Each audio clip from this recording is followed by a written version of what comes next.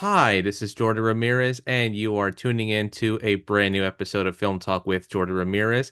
And with us today on our special episode is a very special guest. And would you introduce yourself? Sure, absolutely. Jarom Rogers. Hi, Jarom. So this is a really great time to have somebody on the podcast too. Anyway, what is it that you do, Jarom? And would you care to elaborate to the podcasting audience? Sure, not at all. I'm a real estate agent here in the Phoenix, Arizona metro area. And Mm-hmm. so we buy, sell, and invest in real estate here in Phoenix. And we've got about 100 real estate agents that work with us. So we're busy here in this market. Oh wow, that's really cool. Okay, so the film that he has chosen for us today is the 2022 sequel Top Gun Maverick, released in 2022, starring Tom Cruise, Val Kilmer, and of course Jennifer Connelly and a young and let me see if I have this here on my little notebook here, and Miles Teller. So, why did you pick this film and when did you first see this movie? Um, I first saw Top Gun, I think literally probably maybe the second or third weekend it came out. Okay. Uh, it everyone who I know who'd seen it loved it, Mm-hmm. and so I saw it when it came out back in if that was 2022. I can't remember what year that was, but I've Okay. seen it multiple times since then, and I absolutely love it. I Mm, love there's so much about that movie that I could watch it over and over again and still enjoy the movie. that's good to hear. So, so why did you pick for your topic focus the intersection between your real life experience and storytelling? So, is there anything that you wanted to connect between this film and something that happened to you? Um, you know what? I feel like, Goose and Booster, his Mm-hmm. son, Yes. um, I feel like there's a lot of things in life where bad things happen and it keeps us from um doing what may be right Yes. because we don't want to experience those same feelings again or hurt somebody else's feelings or put somebody else in jeopardy, even though we know that's the right thing to do. Mm-hmm. And so, yeah, there's been a lot of times in my life where um, I haven't done the right thing for fear of possibly losing somebody or hurting somebody. Mm-hmm. And so that part rings true to me in my personal life. Mm-hmm. So, so besides that one connection, did you at all sympathize with Tom Cruise's character in the film or any of the other characters besides what you have mentioned as a story, because of their actions or because of their principal character role that made you say, this is what I feel, this is how I feel, this is what I feel like when I maybe see somebody in my life that has been reflected on in my lifetime. Yeah. One thing that I liked in the movie is when he's assigned to teach everybody about the mission. Hmm. Um, and he has that like 1,000 page notebook Yes. and he says, here's everything you need to know, and he throws it in the trash. Yes. I feel like I relate to that on a very real level. Hmm. Um, because like for my line of business, for example, there's a million books you can read, which are great. Yes. And they're important to know. The book smarts are important. Knowing the legalities and the laws of real estate and how everything's operate, that's important. You need to know that. Hmm. But in order to be successful in a dogfight, you're not going to learn that from a book. Mm. That's going to be street smarts. It's going to be experience. It's going to be having the right mentors. And so, in our agents that we train, I kind of have a similar style to where I'll take the book and throw it in the trash. And Yes. like, listen, if you want to learn how to survive in this industry, this is how you have to do it. Yes. And speaking of that class that he was teaching, the one thing I noticed when you watch the sequel and the first film, which I had seen it many years ago, is the fact that Tom Cruise's character, he has been assigned as sort of like a teacher to these young cadets, to these young up and coming pilots who are just in the training program. And then when he does go over these tactics, as you mentioned, it's very much like a try and try again sort of phase when at the first time they start, being in the air and they start to do these practices, it's almost like he's not doing this to humiliate them. He's doing this to sort of teach them the combats of what you need to know about when you are in the air or when you are fighting like the actual enemy or something like that, which I thought was pretty interesting because it's sort of like a teaching maneuver tactic. I thought that was pretty impressive in this film, especially in that montage sequence. Yeah, absolutely. I agree. I also loved when he got kicked out, Yes. right? Like when Ice died and now Maverick's no longer relevant. The Mm-hmm. dude gets rid of him Yes. and he's like, I can't these kids will die. And he Yes. knows that. He knows that these kids will die if Mm-hmm. they go in. Um, one because they don't have the confidence that they can survive. Mm-hmm. And, I loved when Tom Cruise gets in there and he shows them through his personal example Mm-hmm. that it can be done, that Yes. you can do it. And that relates in my personal life and in business Mm-hmm. 100%. Once you see one person do it, it's like the barriers are broken. Mm. And now everyone else knows that if he can do it, it's possible. And now I know that I can do it. Yes. Um, and I know that this has been a long time since I've seen the first film, but I don't know if the original leading lady of the first film was replaced by Jennifer Connelly, or they never mentioned if her character had passed on or something like that. I don't know if that was meant to be like for any other reason. I just don't remember what who the actress was or what her role was in the first film before the sequel, but it's been a long time since I last watched it. Yeah. Uh, Maybe Jennifer Connelly's like the daughter of that character. I don't know. It's just like I don't know. It's just very vague to me. And now a message from Jordan Ramirez for Film Talk with Jordan Ramirez. I want to take a break from this episode to thank my listeners/viewers who watch the videos on my YouTube channel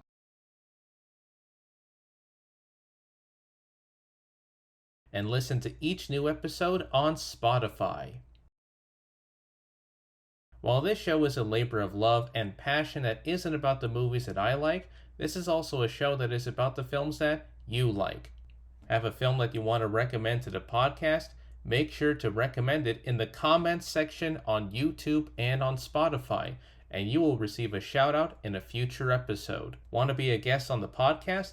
Click on the sign up form link in the episode description for further details. If you like this episode or my previous episodes, make sure to like, share, and subscribe for more interviews in the near future. The goal for this channel is to reach up to 100 subscribers both on YouTube and on Spotify. It's just that easy. And now, back to our regularly scheduled episode. Yeah, I'm not sure either, to be Yeah. quite honest with you. I don't know if because I mean in the movie they talk about knowing each other before, and then the Mm-hmm. daughter says, "Don't break my mom's heart again." So I didn't follow the first one close Mm. enough to know how she fits in, but I feel like she did an incredible job Yes. um, in that movie. Yeah. And it's a pretty interesting film because this I know that this is like supposed to be set 30 plus years after the events of the first film and that the characters had moved on and so forth. And I thought it was pretty interesting that here was Tom Cruise's character in the very beginning of the film. He was supposed to test out this new like air pipe, this new like Yep. I think it was like a blue jet or something like that. I don't remember the name of it right now at the moment. And they were supposed, I think it was like a Mach 14 or 15 or whatever it was, and they were supposed to go past the sound barrier. And he just had that one moment when they did make it past that sound barrier. He wanted to go further, and then he lost consciousness and almost died when the plane crashed, and he had to eject after that. And Yeah. I thought that is part of his character that he, even though he made it, he still wants to go past the limit to see how far he can go, which I thought is pretty much part of who he is as a character. Hmm. Yeah. No, I like um, that observation a lot because the status quo with him just doesn't exist. He's just the best at whatever he touches and does, Yes. and he just he he likes to push the envelope a little bit, right? And he Yeah. wasn't supposed to take that plane out. Yeah, That he no. knew that they were shutting it down, but he just I feel like a lot of us just kind of fit into a box. Like we're Mm, told to go to school from 8 to 3, and we're told to do this. And so we kind of just do what we are told. mm-hmm. And I feel like that's how a lot of us are raised and how we raise our own kids. Mm-hmm. And I like how he doesn't fit into that box. He's just different and he's okay. And respectfully, Mm-hmm. he challenges people's instructions, right? I don't Yes. feel like he comes at it as like as an arrogant person, but Mm-hmm. he pushes that envelope. Yes. And what's also interesting, because this is supposed to be like an interesting character drama, the relationship between him and Miles Teller, who plays Goose's son in the film Rooster. I thought that was also pretty interesting because even though his father passed away from in the first film, the son, who is now much older and he's also in the program, he's acting very much like Tom Cruise knew that he was acting very much like his dad, and he didn't want his son to end up just like what happened to his father, which I thought was pretty observant, and also it shows the dynamic relationship between him and Goose's son, just trying to make sure that he doesn't have any issues or problems. Almost like a sort of like father slash mentor type of relationship is how I thought of it. Yeah. Yeah. And I mean, it was kind of like a lose-lose situation with Goose and Maverick, right? Yeah. He he not chosen Goose, he would have resented him forever. Mm-hmm. And had he chosen Goose and possibly died, he never would have been able to live with himself, right? No, no. So it was just it was good. There was so much good give and take and push and pull. Yeah. And I just thought that film they just did such an awesome job on that. Mm-hmm. And I know that when it comes to action movies, I never like to pay attention to this, but this film did have some interesting like communication and teamwork skills that I thought was also pretty interesting as an observant viewer watching this movie because as I mentioned before, when you get to see like him teaching his cadets or students about what it means to be working as a team together whenever maybe the enemy is fighting you, and again, they're using like simulation systems Yep. for like lasers or whatever they were doing in the exercise programs. He, I think the one thing that was very present in that film was teamwork and making sure to communicate. Communication and teamwork was the one thing that I noticed as you watch this movie because at first when you see them together, it's like they don't get along, but when they have to work together in different squads or units or whatever, it's like they have to make sure that whoever your partner is, whoever you are teamed up with, you have to know how to communicate and how to build those skills. Otherwise, you would end up dead in the air and you would lose a life, not just for you, but for your buddy as well. Yep. But there were two different techniques to teaching that teamwork, right? Yes. Maverick had one technique, and then I can't remember that one guy's name, the main guy in charge who didn't like Maverick. Um, I think it was Jon Hamm's character, I think it was. Yeah, yeah, Yeah. right. So he didn't agree with that technique to Hmm. get to build unity and teamwork. Yes. Uh, and so it was unique, the different approaches, and not saying one is better than the other, Mm-hmm. but I think of well, a couple things, right? When Maverick gets hit and he has to eject, Yes.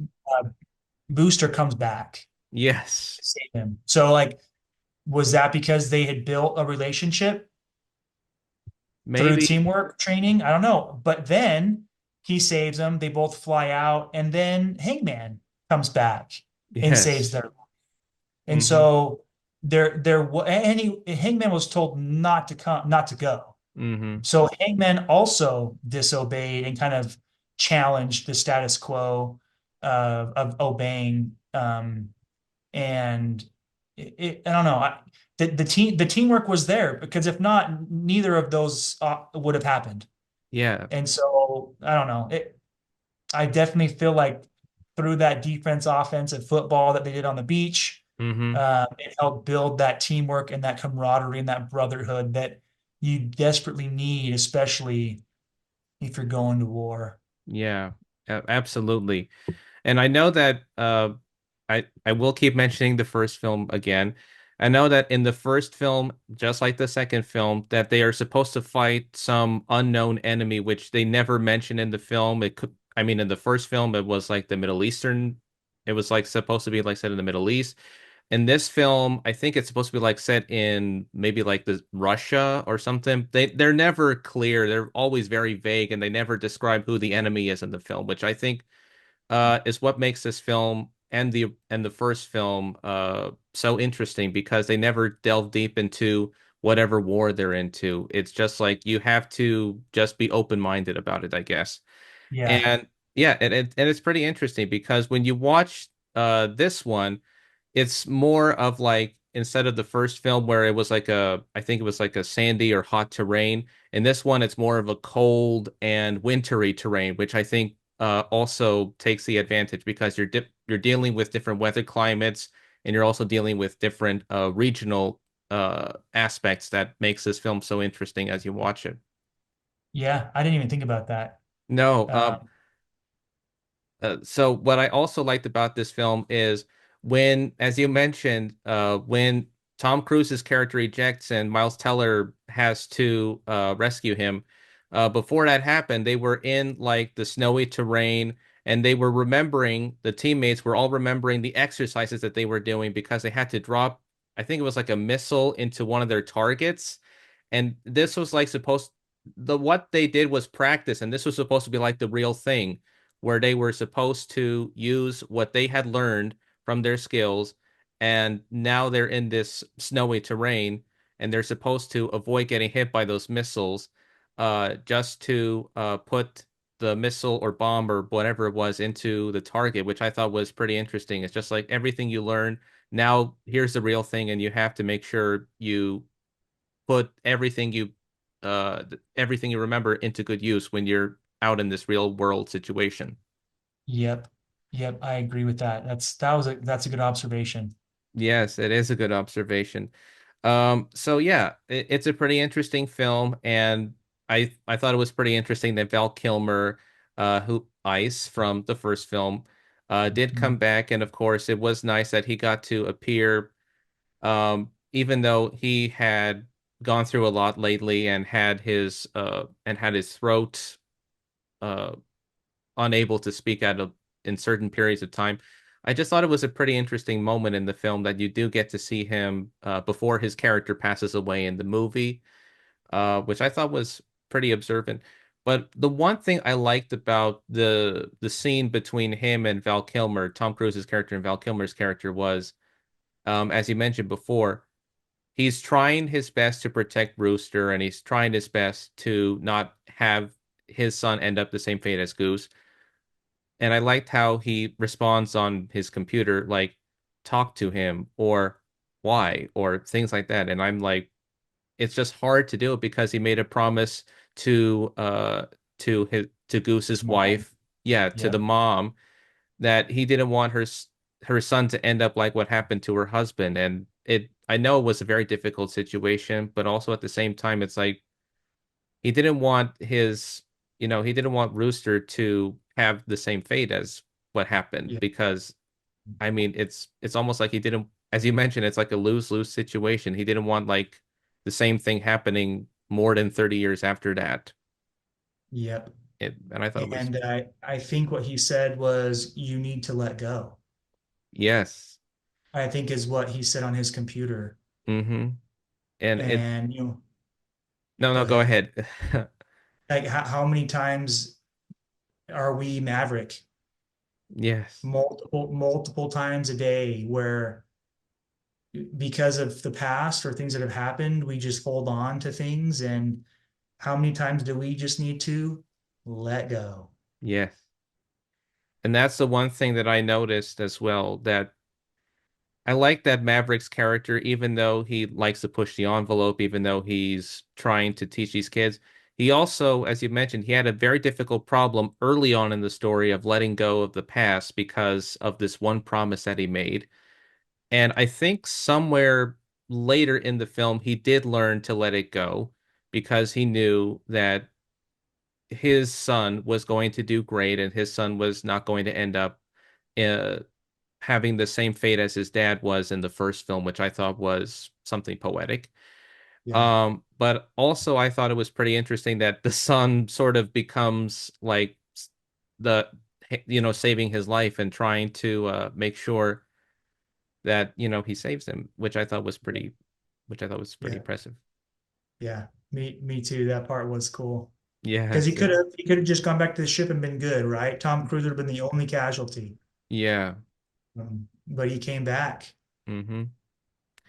Yeah, I mean, speaking of that, I know that in the film that all the cadets they always have these special code names or like I think they went by a different name. Just Yeah. yeah.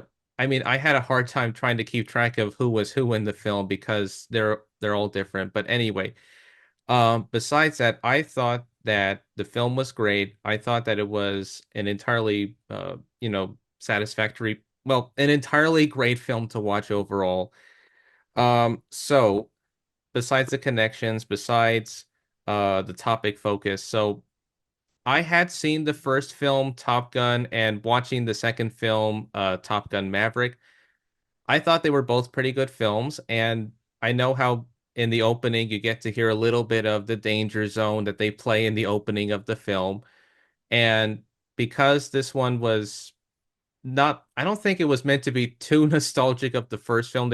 I think they were trying to do something like not repeating too much of the plot from the first movie. I did like that one sequence where the, excuse me, where they were playing a game of billiards. This was like a little bit late. This was like a little bit early in the film, and it's like I think it was like a bar that Jennifer Connelly's character owns or something like that.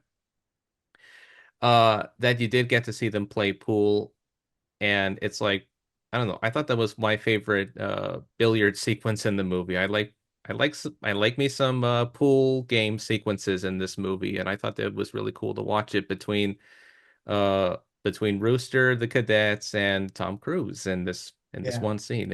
It made me think of another Tom Cruise movie. I might have seen this, The Color of Money, back in the 80s, around the same time that Top Gun was made. Okay. I Yeah. haven't seen that one. Oh, it's also a sequel to the Hustler, which I thought it's Oh, like I want to make some sort of a connection. yeah. Um, yeah, but as I may have mentioned before, I did like Jennifer Connelly's performance, and I also thought the relationship between Tom Cruise and Jennifer Connelly's character, even though they didn't delve too much into it, I guess, I thought it was pretty interesting because there was a bit of romance that they were trying to put in the movie, and like there was one sequence where Tom Cruise's character was sleeping with Jennifer Connelly's character until I guess her daughter came home and he was trying to get out. And I like that one line where she said, "Don't leave her alone so much," because I don't know, I just thought it was a pretty interesting thing that he gets to have, the girl that he, I guess, may have loved in the first film. I don't know, but it was great to see it. Yeah. Yeah. And I mean, it sounded like the daughter wanted him around, right? Yes, And absolutely. she said, don't break her heart again or something like that. Yes, Which makes it absolutely. even harder when he was made to go out and be the team lead to fight, right? Like Yes. he finally wants to settle down after all of this time, Mm-hmm. and there's one more mission that he has to go on. And they just, man, I just feel like it tied in so well Yeah. with everything. I don't feel like there were a ton of loose ends. Um, and the music I thought was fantastic too. I loved the choice in music that they assigned to certain parts of that film, Yeah. especially like when they're playing football. Mm-hmm. Uh, yeah, the music made a big difference on that movie. Yeah, by Hans Zimmer, Lady Gaga, and I forgot who the third one was. But yeah, it was really great to see sort of three different musical talents create this amazing score. Okay, Yeah. so we're almost running out of time, but before we do you have any last thoughts that you want to discuss about the movie we have talked about and for those who may or may not have seen it, what would you want to tell somebody who may not see this film or maybe the first film, even though you haven't seen it as well? What would you want to say to that person that maybe you want them to take away with it, say what makes this film so special and what makes this film so endearing? Yeah. The past is in the past. And just let go and Hmm. move on. And the future's bright. And that's probably what I would recommend. That's what stuck out with me is if you can stop reliving in the past and live in the future, the future's is bright. Thank you. Okay, so before we wrap up, so where can my audience find you, or maybe if they are interested in the profession you do, just on social media or wherever they may contact you. Yeah. I'm here in Phoenix, Arizona, but they can find me on Instagram at Jarom Rogers. Okay, sounds good. Well, thank you, Jerem, and it has been a lovely conversation to talk about this movie, Top Gun Maverick, and I hope that we may meet again in the future for another episode. And it's been great having this conversation with you. Thanks, Jordan. You as well. We'll talk Oh, soon. okay, thank you so much, Jerem. Okay, this is Jordan Ramirez signing off, and until then, I'll see you at the movies. And again, Jerem, thank you for being on the podcast, and we hope to see you again soon. Thank you. Okay.